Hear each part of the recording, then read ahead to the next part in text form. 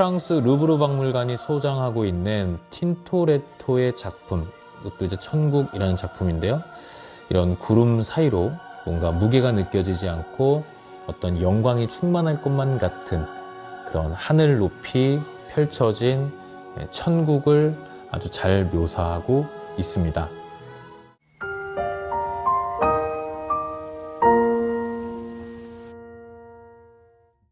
연옥이란 무엇일까요? 여러분은 지옥이라는 말과 천국이라는 말은 좀 익히 아실 텐데 연옥, 좀 애매모호한 것 같죠? 중간에 놓여 있기 때문에 또 이도저도 아닐 것 같다는 그런 느낌을 받으실 수도 있는데, 이 연옥이라는 거는요, 그 로마 가톨릭 교회의 내세관입니다. 그러니까 사후 세계에 있을 그런 관점, 그리고 그 공간을 설명하고 있는 사상적 교리인데요. 이 연옥은 사실 성경에는 등장하지 않는 표현인데 12세기 후반부터 많은 사람이 이제 사후 세계에 대한 관심이 많아지면서 이 연옥이라는 그런 개념을 이미지화하는데 굉장히 주목을 많이 했었어요. 또 노력을 많이 기울였습니다. 자, 그런데 이 단테의 신곡 연옥편을 씀으로써 이 사후 세계의 그 연옥에 대한 이미지를 구체화시켰다라고 말씀을 드릴 수가 있을 것 같습니다. 이 단테의 신곡 연옥편을 보면은 이 지옥과는 조금 사뭇 다른 이미지를 보여주고 있는 공간입니다. 지옥은 전혀 희망을 엿볼 수 없는 절망으로 가득 찬 곳이라면, 이 연옥은 조금이나마 희망을 엿볼 수 있는, 그러니까 가능성을 엿볼 수 있는 공간이라는 점에서 지옥과는 좀 별개의 공간으로 이해할 수 있습니다. 그러니까 죄에 대한 책임을 묻는 것은 변함이 없어요. 그런데 그 죄를 청산할 기회를 얻을 수 있는 곳입니다. 이 지옥은 그 죄를 청산할 수가 없는 곳이고요. 그런 것들을 잘 보여주고 있는 분위기는, 예를 들면 연옥은 지하가 아닌 지상에 있고요.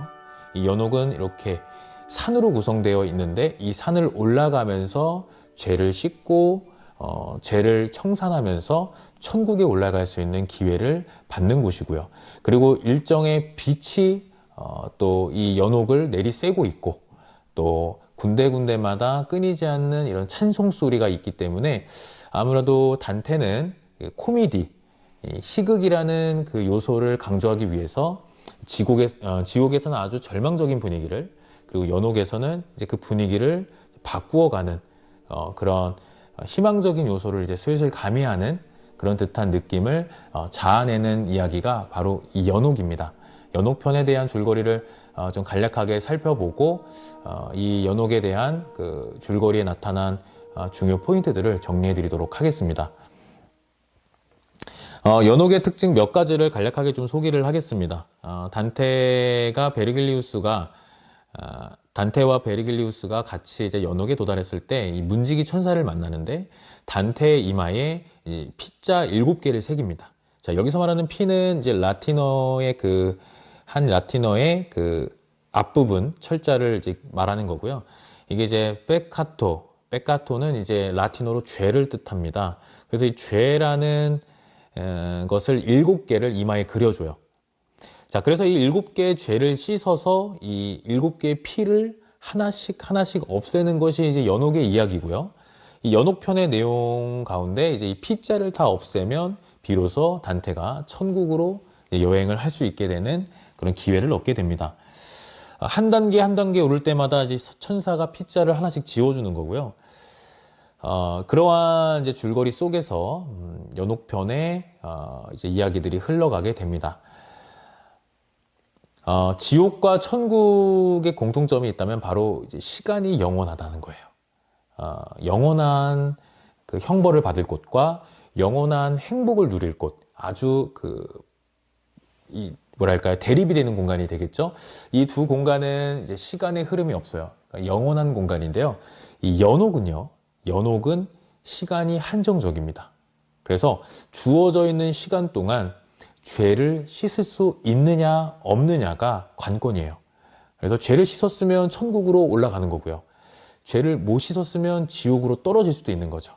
그래서 이 연옥편의 줄거리는 그 단테가 지옥으로 갈 사람과 천국으로 갈 사람, 그 선택을 할 수 있도록 이 독자로 하여금 그 부분을 강조하고 있다는 것을 우리가 책을 통해서 이 내용을 통해서 확인을 할 수가 있겠고요.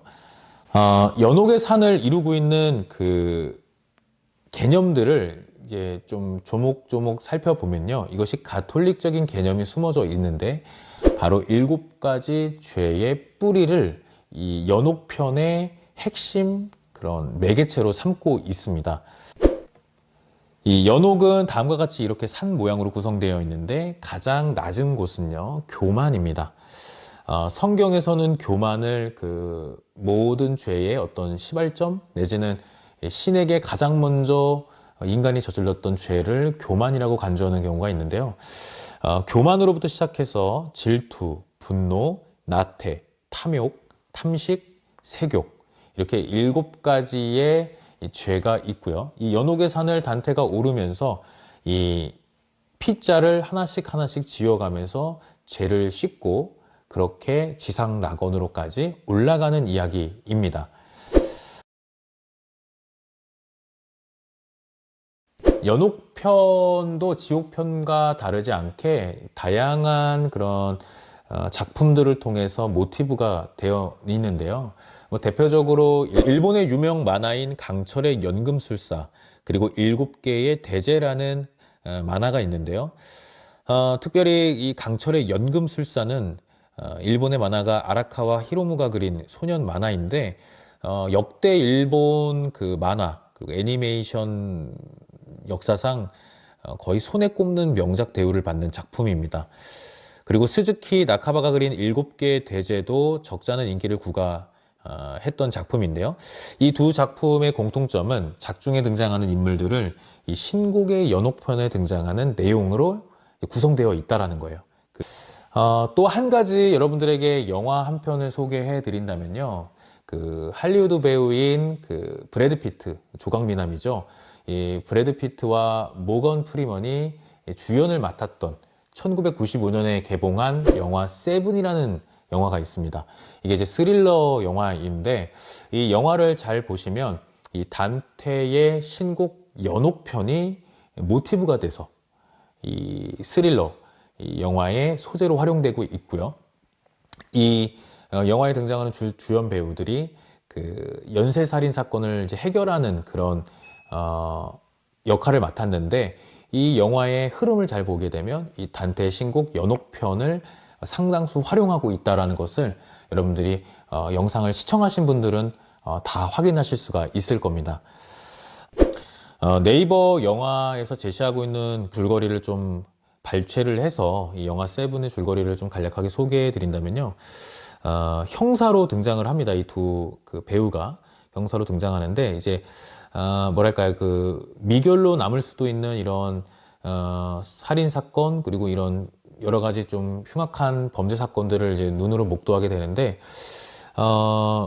이 두 주연 배우가 그 현장에 남았던 그런 연쇄살인 사건이라든지 다양한 흉악 범죄 사건의 그 실마리를 찾기 위해서 성서의 7가지 죄악, 그러니까 이 단테의 신곡의 연옥편에 등장하는 7가지 그 죄의 뿌리, 교만으로부터 세교까지 그런 내용들을 통해서 이제 치밀한 사건의 실마리를 해결하기 위한 그런 수사를 벌이는 그런 내용을 담고 있는 영화이고요.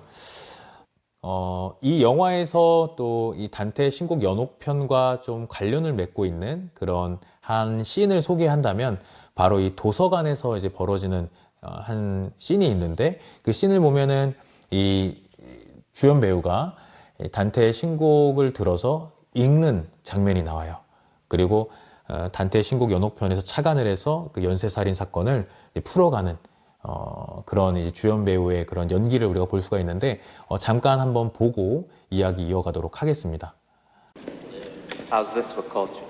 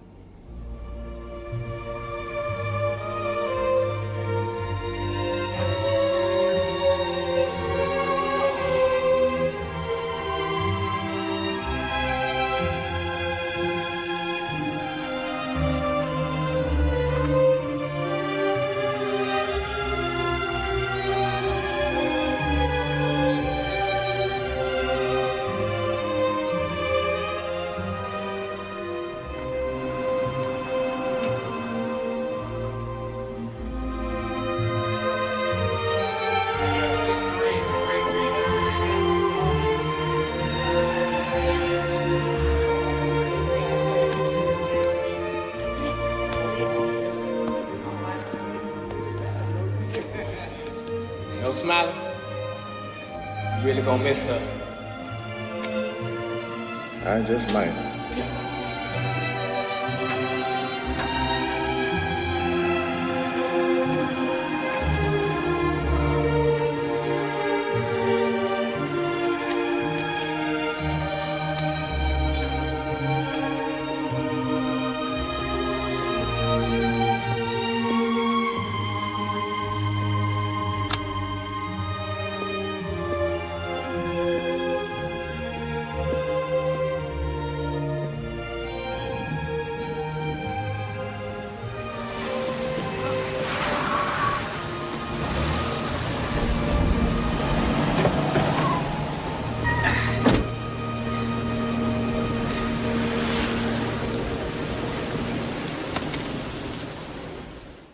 자, 그래서 영화 세븐은요, 이 연옥편의 줄거리를 차용해서 이것을 모티브로 하여 제작된 영화라고 해도 과언이 아니고요.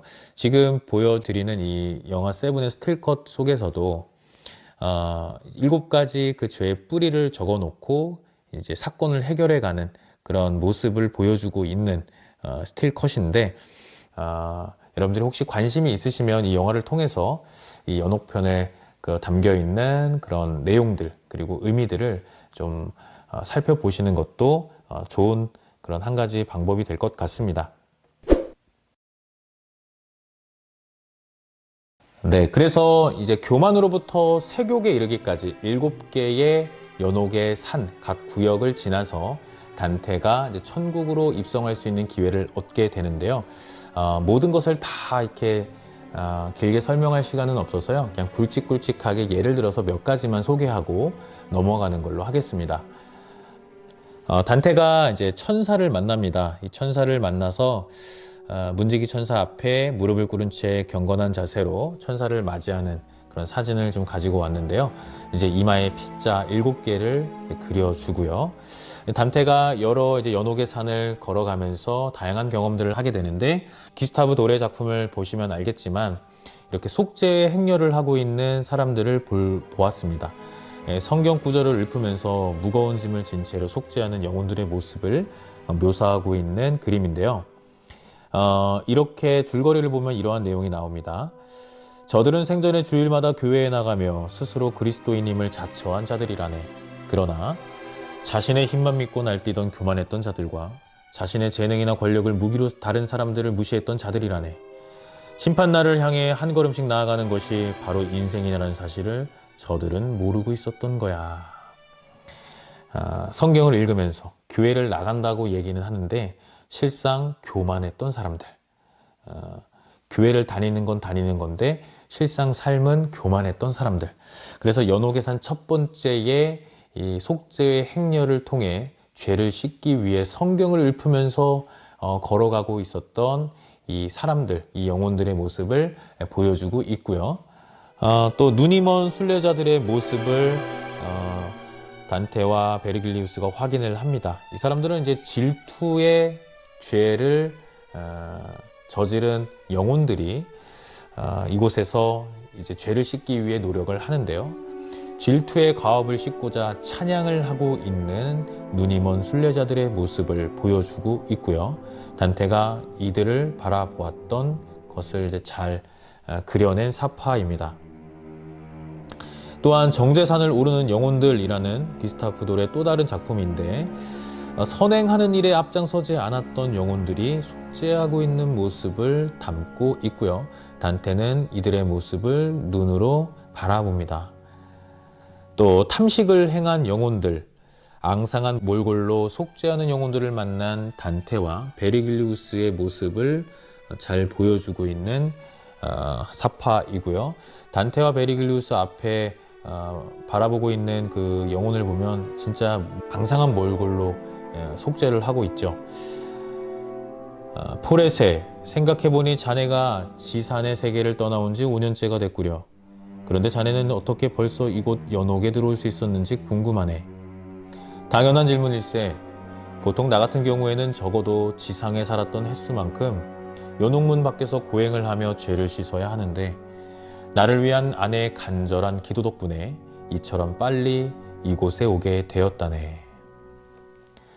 자, 그렇다면 연옥의 산, 그 각 권역에 머물러 있는 영혼들은 계속해서 시간을 애태우며 속죄만 해야 할까요? 그렇게만 자신들이 천국으로 갈 수 있는 기회를 얻을 수 있을까요? 이 단테의 신곡 연옥편을 보면요, 이 속죄를 할 수 있는, 죄를 씻을 수 있는 방법이 총 두 가지입니다. 먼저 첫 번째는 자신이 실제로 속죄를 하는 거고요. 근데 그보다 더 빨리 이마에 피자가 사라질 수 있는 방법이 있어요. 그게 뭐냐면 바로 현세에 살아남은 가족들의 기도입니다. 이 기도를 받으면 이 이마에 그려져 있는 피자가 더 빨리 없어질 수 있고 죄를 씻을 수 있다고 연옥편에서 이야기를 합니다. 자, 그래서 대신 남을 위해 기도해 주는 기도, 대도가 죄를 씻는 아주 좋은 방법이고 어쩌면 죄를 빨리 씻기 위한 유일한 수단일 수도 있다라는 것을 이제 강조하고 있고요. 이 대도라는 말이 이제 명사인데 위령 기도처럼 다른 사람을 위해 대신하는 기도를 말합니다. 현세에 남아있는 가족들이 연옥에 머물러 있는 자신의 가족 그리고 뭐 혹은 부모님, 자식을 위해서 대신 기도를 할 때 그 기도가 이 연옥에 머물러 있는 사람이 빨리 죄를 씻을 수 있도록 도와준다는 거죠. 자, 그래서 이 중세 시대에 이르러서 자신을 위해서 기도하는 개인 예배당을 세우는 일도 생겨났고요. 그렇게 이제 시대가 거듭하면서 이 연옥에 대한 이미지가 고착화되다 보니까 많은 사람이 죄를 씻기 위해 그 죄에 대해서 타성해졌지 않기 위해서 이런 개인 그런 예배당 그리고 대도 다른 사람을 위해 기도하는 것이 굉장히 강조가 됐다고 합니다. 또 단테와 베르길리우스가 특별한 경험을 또 하나 하게 됩니다. 한 나무가 있는데요. 이 나무 사이로 이제 다양한 영혼들이 모여 있는 장면을 이제 그린 그림인데 한번 읽어보겠습니다. 영혼들이 시야에서 완전히 사라질 무렵 길모퉁이에 접어든 그들의 눈앞에 싱싱한 열매들이 주렁주렁 매달린 과일나무 한 그루가 또 나타났다. 그 나무 밑에는 많은 영혼이 모여 있었는데 그들은 손을 높이 들고 나무를 올려다보며 과일을 따기 위해 몸부림을 치는 것과 같았다. 나무 열매가 손에 잡힐 듯 말 듯 하다가 결국에 가서는 잡히지 않아 오히려 영혼들을 애타게 할 뿐이었다. 여러분들 성경책을 뭐 아시는 분도 있고 모르시는 분들도 있는데 성경책의 내용 첫 번째를 보면요. 창세기라는 책이 있어요. 이 창세기라는 책을 보면 이 태초에 그러니까 첫 시작에 이 하나님이라는 신이 인류를 창조하는데 대표적으로 가장 먼저 창조했던 인물이 아담이고요. 그 아담의 갈비뼈를 취해서 창조한 또 다른 인간이 바로 하와라는 인물입니다. 그래서 아담과 하와는 태초의 남성이자 태초의 아내, 그러니까 여성이고요. 그래서 이 두 사람이 이제 사랑을 하게 되고 이제 신과 함께 머물러 살고 있다가 선과 악을 분별하는 열매가 있는데 이제 성경에서는 뱀이라는 동물이 가장 천박하고 미련한 동물로 인식이 되거든요. 마치 마귀를 상징하는 또 동물이기도 하고요. 이 뱀이 와서 유혹을 하는 거예요. 와서 이 선악과 열매를 따먹으면 신과 같이 될 수 있다고. 그 유혹을 못 이겨서 따먹어 버립니다, 또. 그래서 이것에 분노한 신이 이 두 사람을 영원히 추방을 해버려요.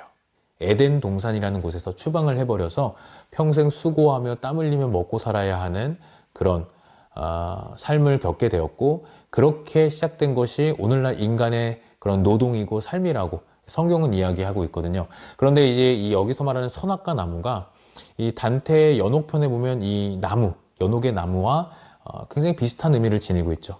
따먹고 싶은데 따먹을 수 없는 욕심으로 가득 차서 저걸 따먹고 싶은데 결코 따먹을 수 없는 이러한 장면을 통해서 인간의 욕심, 탐욕을 잘 보여주고 있는 내용이 바로 이 장면이라고 말할 수가 있을 것 같습니다. 계속해서 이제 단테가 여러 가지 연옥에 산 그 권역들을 지나오면서 점차적으로 산 정상으로 향하게 되고요. 천사들과 함께 올라가게 되고 결국에는 꿈에 그리던 단테의 짝사랑을 연옥의 가장 윗부분에서 만나게 돼요. 그 지상 낙원에서 단테가 그토록 짝사랑하고 만나기를 고대했던 여인이죠. 단테의 뮤즈 베아트리체와 드디어 만나게 됩니다. 그래서 베아트리체는 단테의 천국 여행을 위한 안내자 역할을 하고요. 단테와 만났던 그 순간을 연옥편에서는 이렇게 묘사합니다. 하늘 천사들이 뿌려대는 화사한 꽃잎들 사이로 새하얀 너울을 쓰고 그 위에 올리브잎 왕관을 쓴 한 여인이 나타났다. 그 여인은 푸른색 망토를 불꽃과도 같은 새빨간 꽃 위에 받쳐 입고 있었다. 단테는 그녀가 누구인지 직감적으로 첫눈에 알아보았다. 흰색의 믿음, 초록색의 소망, 붉은색의 사랑. 이 세 가지 덕목을 갖춘 옷을 입고 지혜와 평화의 올리브잎 왕관을 쓰고 나타난 그 여인, 바로 베아트리체였다. 자, 이로써 단테가 꿈에도 그리던 베아트리체를 그 연옥에 산 가장 위에 지상 낙원에서 맞이하게 되고요. 그래서 이 베아트리체와 행복한 천국 여행을 떠나 나서게 됩니다. 자, 여기까지가 이제 두 번째 신곡의 줄거리, 바로 연옥편의 줄거리였고요. 자, 이어서 천국편 간략하게 정리하는 시간을 갖겠습니다.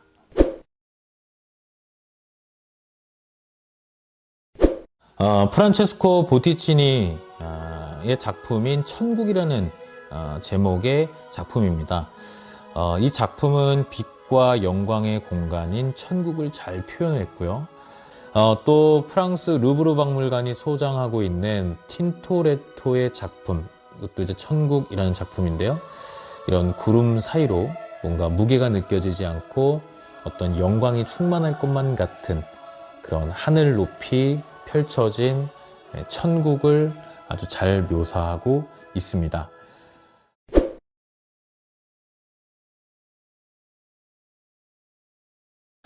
천국은 어떻게 구성이 되어 있는가? 단테의 신곡 천국편에 따르면 10개의 권역으로 구성이 되어 있고요. 이 중에 이제 지구를 둘러싼 9개의 고리로 구성된 공간이 바로 천국입니다.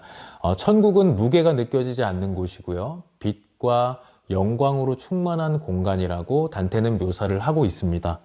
단테는 그가 짝사랑했던 베아트리체의 안내를 받아서 천국을 행복감에 겨운 채로 여행하게 되는데, 이러한 가운데 수많은 그 천국에 머물러 있는 사람들을 만나게 되고요. 이 단테에 따르면, 단테 신곡에 따르면 천국에 머물러 있는 사람들은요, 성경 속에 등장하는 예수의 제자들도 있고요.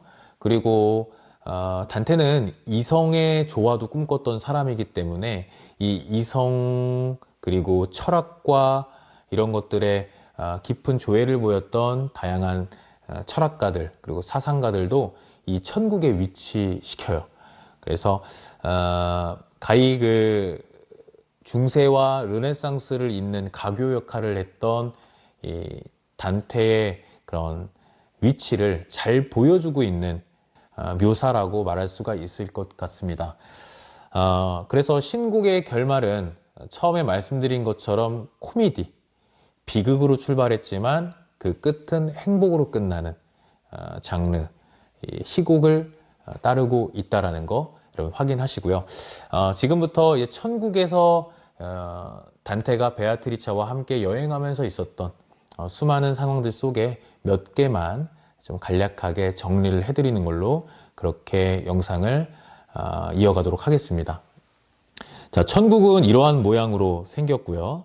아까 말씀드린 것처럼 10개의 권역으로 구성되어 있는데 이 중에 지구를 에워싸고 있는 9개의 고리로 구성되어 있다라는 거고요.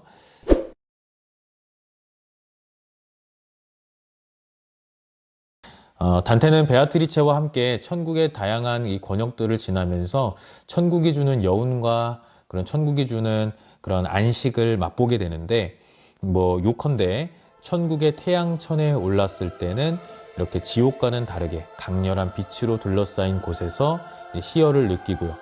또 천국의 월성천이라는 곳에 올랐을 때는 하나님과 영과 육이 하나됨을 느끼는 그런 신비로움을 경험했다고 단테는 기록하고 있고요. 또 천국의 화성천이라는 곳에 올랐을 때는 굉장히 신비로운 경험을 하게 되는데 그 신비로운 경험은 바로 이러한 그림에서 나타나 있는 것처럼 큰 십자가에 이렇게 달라붙어 있는 영혼들의 모습을 이제 보게 됩니다. 이 영혼들은 어떤 영혼들이냐면요. 살아생전에 예수를 믿어서 순교를 당했던 사람들입니다. 그래서 이 사람들이 순교했다라는 것 때문에 천국에서 귀한 그런 대접을 받는 거죠. 그래서 십자가의 형상을 이루고 있는 이런 장면을 단테가 신비스럽게 바라보게 되었고요. 또 단테가 고조부의 영혼을 이곳에서 만납니다. 천국편에 나타나는 그 내용 간략하게 한번 살펴본다면 고조부의 영혼은 단테를 격려하며 자신감을 심어주었다. 자신의 시에 대해 확고한 신념을 갖고 있어야 한다. 이곳 천국과 연옥의 산에서 그리고 지옥의 골짜기에서 네가 만났던 사람들은 모두 지상에 살면서 이름을 날렸던 영혼들이었다.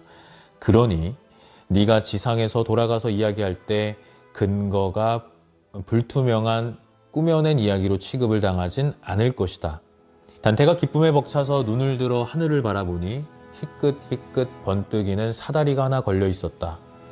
그것은 햇살에 반짝이는 황금빛을 띠고 단테의 눈이 닿을 수 없을 만큼 높이 솟아 있었는데 수많은 천사가 환하게 빛을 발하며 그 사다리를 오르내리고 있었다. 그 모습은 마치 하늘에 보이는 온갖 별들이 모두 그곳에서 쏟아져 나오는 것과 같았다 라고 말합니다. 단테가 고조부의 영혼을 만나면서 단테에게 이렇게 이야기하는 거죠. 네가 지금 본 것들을 잘 적어서 그것을 이제 잘 알리라는 거예요. 또 단테가 지은 신곡의 천국편을 보면요. 토마스 아퀴나스, 좀 위대한 철학가인데 이 철학가와 만나게 되는데요. 단테는 아까 말씀드린 것처럼 그 이성의 중요성도 잊지 않았던 사람이라고 했잖아요. 그래서 토마스 아퀴나스, 이성의 중요성을 일깨웠던 이 대표적인 인물도 성인으로 추대를 하고요. 단테는 이 아퀴나스가 천국에 머물러 있다고 묘사를 합니다. 그리고 예수에게 있어서 아주 중요했던 제자들이 있는데요. 대표적으로 예수 바로 곁에 있었던 수제자 베드로라는 인물이 있었고요. 또 야고보, 요한 이런 사람들이 있는데 이 모든 사람들의 공통점은요. 예수를 믿어서 순교를 당했거나 유배를 당해서 죽었던 사람들이에요. 그러니까 순교했던 사람들이고요. 예수 곁에서 생활했던 사람들이고요. 그래서 예수에게 받았던 가르침을 죽을 때까지 전했던 사람들입니다. 그래서 천국에서도 당연히 초대되고 천국에 머물고 있는 사람들인데 이 단테가 대표적으로 이 세 명의 제자들을 만나는 장면을 이 천국편에서 다루고 있어요. 먼저 베드로와 만났을 때입니다. 하나님은 결코 변하심이 없이 온 하늘을 사랑으로서 움직이십니다. 그리고 신앙의 물리적, 형이상학적인 증명만을 믿는 것이 아니고 신약과 구약의 심오한 진리를 믿습니다. 단테가 자신의 참 신앙을 서슴없이 고백하자 사도 베드로의 불빛은 단테의 주위를 세 차례나 감싸고 돌며 노래 부르고 축복해 주었다. 그 다음은 야고보입니다. 고매한 생명이여 하나님 아버지의 은총에 대해 기록하도록 선택된 분이시여 당신은 예수 그리스도의 첫 번째 제자요 헤롯 아그리파 1세에 의해 12제자 중 맨 처음 순교한 분이십니다. 단테는 그녀의 말을 듣고 나서야 비로소 그 빛의 주인공이 예수님의 제자인 야고보의 영혼이라는 걸 알게 되었다. 베아트리체는 계속해서 야고보의 영혼을 찬양했다. 단테와 베아트리체가 여행하던 중에 야고보라는 그 제자를 만나게 됐고 베아트리체가 그 야고보를 드높이니까 단테가 예수의 제자였던 야고보구나. 야고보의 영혼이구나 라는 것을 알아차렸다는 거죠. 그러면서 단테는 사도 요한에 대한 존경심을 표하는 것도 잊지 않았다. 단테가 말을 마치자 하늘 전체는 감미로운 노랫소리로 가득 찼고 그와 함께 단테의 시력이 회복되었는데 단테가 보니 베아트리체는 그들과 함께 찬미의 노래를 부르고 있었다. 거룩하다, 거룩하다, 거룩하도다. 단테가 베아트리체와 이런 황홀한 경험들을 하고요. 이제 마지막으로 단테가 천국의 마지막을 보는 것을 끝으로 단테는 현세로 다시금 와서 자신이 보고 느낀 것, 그 여행담을 가지고 이제 사후세계에 대한 이런 놀라운 상상력을 바탕으로 고도의 문학성을 바탕으로 그 유명한 신곡을 집필하게 된 것이고요. 그래서 단테를 통해서 단테의 신곡을 읽었던 수많은 사람이 사후 세계에 대한 그런 이미지를 구체화할 수 있었다라고 평가할 수 있습니다. 마지막 그 단테의 그 천국편, 신곡의 천국편의 마지막 부분을 한번 읽어드리고요.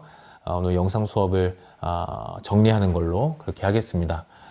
단테의 시야에 들어온 하나님의 빛은 마치 무지개와 같았다. 말이란 생각에 비하여 얼마나 모자라고 미약한가. 인간의 짧은 언어로 하나님에 관한 것을 말하려 하는 것은 마치 원의 둘레를 측정하려고 온갖 헛된 열정을 쏟아부었던 기하학자의 모습과도 같다. 그러나 이미 단테의 열망과 의지는 해와 별들을 움직이는 사랑이 돌리고 있었다.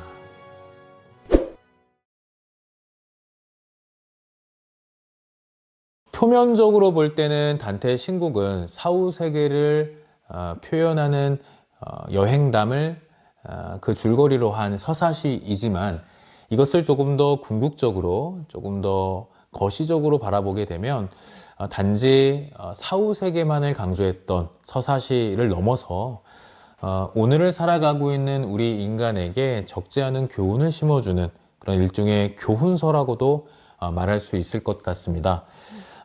먼저는 베아트리체를 향한 그 단테의 사랑, 그래서 순수한 사랑이 무엇인지를 우리에게 알려주고 있고요.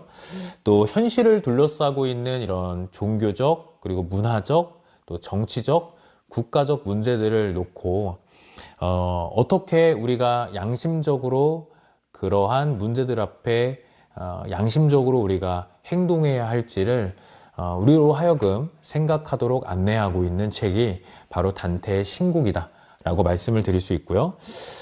또 수많은 삶의 그 방향 속에, 지평 속에 신을 믿는 분들은, 그러니까 신이 인간에게 특정한 은총과 구원의 길을 열어줬다고 믿지만 단테는 그 무조건적인 은혜와 무조건적인 구원만을 바라고 있을 것이 아니고 인간이 살아가는 그 실천적인 의지가 선행될 때라야 그 참된 구원과 은혜를 받아 누릴 자격이 있다고 강조를 하고 있습니다. 그리고 단테는 아까 계속해서 말씀을 드렸다시피 당시 시대상에 깊이 주목했던 사람이고요. 당시 그 타락했던 시대상을 비판했던 사람입니다. 대표적으로 부절제라든지 폭력이라든지 사기라든지 그리고 배반이라든지 이러한 사회적인 문제들 앞에 큰 격변의 시기 속에 살았던 단테가 어떻게 해야만 올바른 사회, 그리고 정직한 사회, 그리고 그 사회 속에 살아가는 인간이 될 수 있는지를 강조하고 또 그것에 주목했던 사람이다. 우리가 이렇게 확인을 할 수가 있습니다. 그래서 결국은 단테는요, 인간이 홀로 사는 것이 아니고 더불어 살기 때문에 인간의 공동체성을 굉장히 강조했다고 우리가 정리할 수가 있겠고요. 또 오늘을 살아가는 우리들로 하여금 우리가 서로 더불어 살아가는 이 사회 속에 살아가는 것은 변함이 없잖아요. 그래서 우리가 어떻게 살아야 정말 올바른 삶을 사는 것인지를 이 신곡이라는 책을 통해서 우리가 잠시나마 우리의 생각을 멈추고 고민할 수 있도록 우리를 안내하는 그런 책이었다라고 좀 정리를 할 수 있을 것 같습니다.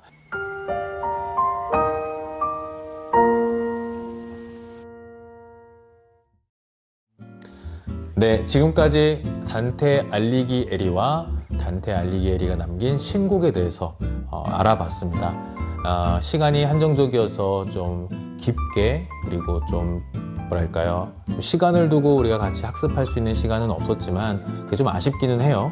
하지만 그래도 교양적인 차원에서 여러분들이 접했을 때 전혀 모자람이 없는, 아니 어쩌면 이러한 정보를 습득했을 때 여러분들에게 굉장히 도움이 될 수 있는 아주 유명한 인물, 그리고 그 작품을 통해서 여러분들의 어떤 교양적인 외연이 좀 넓혀지고요. 또 여러분들이 나중에 또 외국을 여행하실 일이 있다면 이탈리아 그 피렌체라는 도시도 한번 가보세요. 그러면 여러분들이 또 보고 또 느끼면 지금 들었던 내용이 또 굉장히 또 뭐랄까요, 피부로 와닿았을 때 느끼는 그런 감정이 다를 수 있잖아요.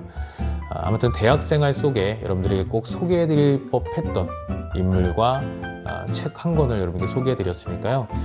여러분들 긴 시간 고생 많으셨고 이 책 내용을 통해서 우리에게 던져주었던 교훈들을 마음속 깊이 상기하면서 우리에게 주어져 있는 대학 생활이 정말 책이 주는 교훈처럼 아름답고 또 인간다운 그런 대학 생활을 우리가 영위할 수 있도록 여러분들 최선을 다해 주시고 또 저도 교수로서 여러분들의 삶을 늘 응원하도록 하겠습니다.